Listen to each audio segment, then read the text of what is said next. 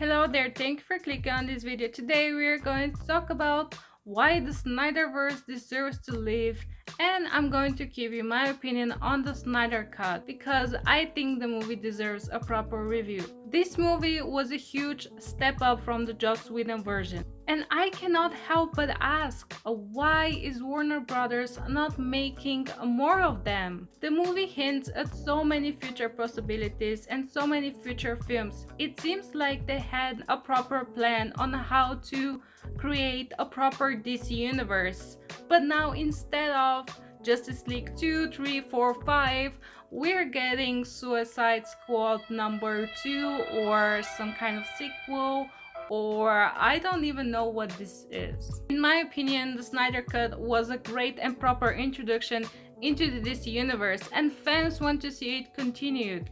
The hashtag Restore the Snyderverse has gathered more than 1 million tweets, and for companies like Disney and Warner Brothers, Twitter is apparently real life. So I mean, what's more real than 1 million tweets? So they take Twitter seriously when they have to cancel someone, but when fans want to get something created, then Twitter is like not real life.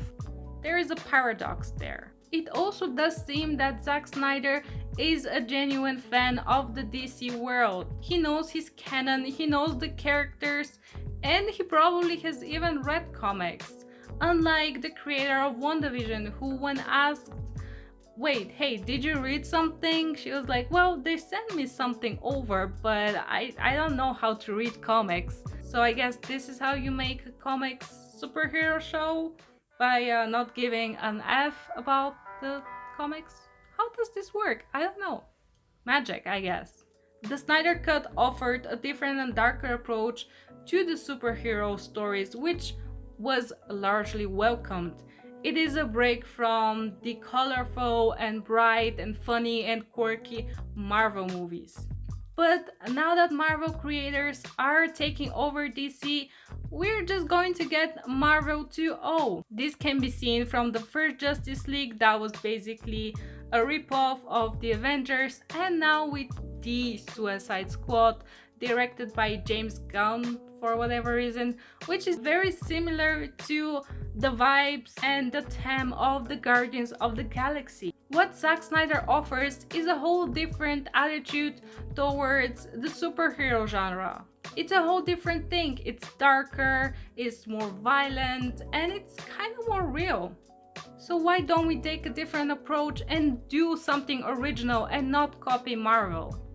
So let's talk about the movie itself and what I liked and what I didn't like about the movie. The first thing that I really liked was that the movie felt super epic, as it should be. I mean, this is the Justice League. The shots, the music, the slow-mo, that was a bit overused, but it was super epic. It was big and it was a proper superhero movie. The other thing that I loved about the movie is the main villain, Steppenwolf.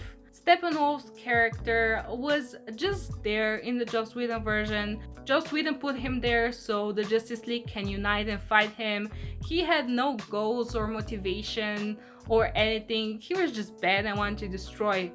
But now Zack Snyder gave him a proper backstory, the so much needed backstory that wasn't there at all in the Joss Whedon version.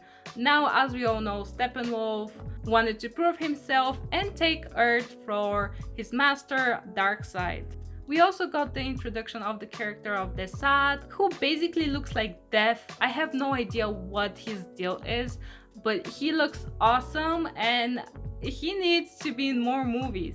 He's just perfect. I love him, the way he talks, the way he looks like. I think this is probably my favorite character of the movie.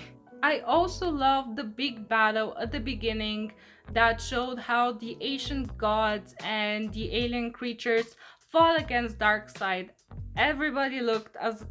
I think I'm going to mention the word epic very often in this video, but it looked epic. I love it when characters from different stories come together. That's why I love this big scene in Endgame that every character came together. I love that and this battle was amazing. Before that, it was super short and kind of bright and just didn't feel right, but this time we got a proper backstory, a story about the mother boxes and what happened in the past.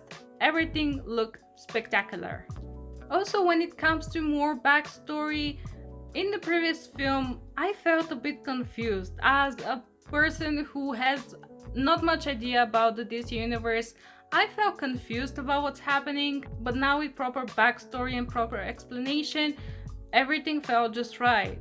Also, the origin of Cyborg was very well explained, and his connection to the mother boxes was amazing. His story with his father was as well amazing. In the previous film, Cyborg and Flash were just there, but now they feel like proper members of the Justice League, which was great. The one thing about Marvel was that the characters felt like genuine friends. They wanted to be there. But in the Joss Whedon version, they kind of did not want to be there. Everything felt super forced, but now the dialogue flows naturally, the interactions seem natural, and some kind of friendship is even forming. Also, I know that people were complaining about Ray Fisher's acting, but I think now with proper exposition and proper backstory, he was just fine. I think Cyborg is a great character, and I would love to see them all again, but apparently we're not getting that because why again? It is really mind-blowing to me how much Joss Whedon just cut from the movie. When it comes to Flash, in the Joss Whedon version, he was just there, he was fast, and that's it. He didn't have any big, huge powers, but now he actually had the most mind-blowing powers I have ever seen. Okay, not that I have ever seen, but it was really cool to see him actually reverse back time. I didn't know that he could do that, and now he got to probably show what he's capable of, because beforehand people were saying, well, Superman is super fast, Flash is super fast, so why do we need the Flash? He was just a bit annoying, so we can easily delete him. But now that we know that he can reverse back time, that's a different story. When it comes to the last big battle in the Joss Whedon version, we saw a CGI mess. It was so colorful for whatever reason. It was overly purple, and it was, as I already said, just a mess. It was Superman doing everything, but this time you had the Flash doing his run for his life, you had Cyborg trying to get in the mother boxes, and you had the rest fighting off Steppenwolf and his army of flying creatures. Yeah, I have so much knowledge about the DC universe, I know. The whole battle felt much more meaningful with Cyborg sacrificing himself and Superman coming in the last minute. It felt like a team effort. Maybe one of the biggest things that I disliked in the Whedon version was the idea to bring back Superman. It felt so rushed and illogical, and there was no time for me to get anything and to get excited that we are getting Superman back. So in this version, obviously they had their time to build up the story, build up the excitement, and give us proper explanation on how is this going to work, what the hell is going on, and it felt so much better and just right. So let's talk about the things that I didn't like about the Snyder Cut. I must start with the fact that it was 4 hours long. I must admit that with more time you get proper character development and proper explanation and introduction, but still, I mean, you have this woman singing for like 10 minutes for no reason, and also the slow motions were just unnecessary. You have Aquaman standing there, just literally standing there, and it's slow-mo, and there is some pop music, and it was just funny. But I mean, okay, if you wanted to do that, that's fine, but not the best. Also, when it comes to Aquaman, I must say that I liked his own movie, But here he was just a bit weird, and he was straight out alcoholic, which is fine if you want to do that. But his own movie was way better than this introduction. The format, as we all know, was a bit off, but I mean, you get used to it. But it was still a bit annoying at the beginning. As I already said, the music was awful. I cannot think of one thing that I loved when there was music playing. Every character had its own kind of pop song, and it was just weird. And obviously you have Wonder Woman and the Amazons. Every time you see them, the stupid song plays in the background. And I watched the movie with my mom, and every time the song starts, she just turns to me and she's like, what is this hell? What is this hell?